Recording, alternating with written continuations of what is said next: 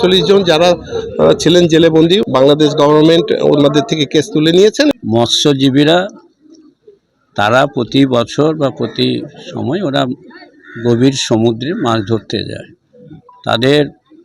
এটা তাদের জীবন জীবিকার প্রশ্নে।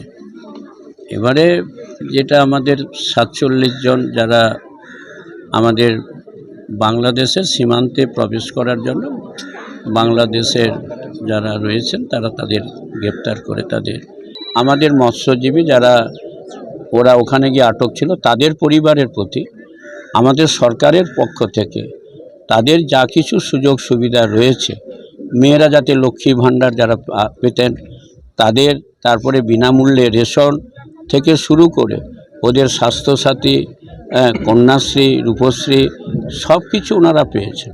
আমাদের মাননীয় মুখ্যমন্ত্রী আন্তরিক প্রচেষ্টায় আজকের যে 47 জন যারা আজকের ফেরত এলো তারা তাদের পরিবারের হাতে আমরা তুলে দিলাম এবং আমাদের সরকারের তরফ থেকে যতটুকু সম্ভব তাদের কিছু গিফট দেওয়া সেটা আমরা তাদের হাতে তুলে দিয়েছি। 3টে ট্রলারে মোট 48 ছিল।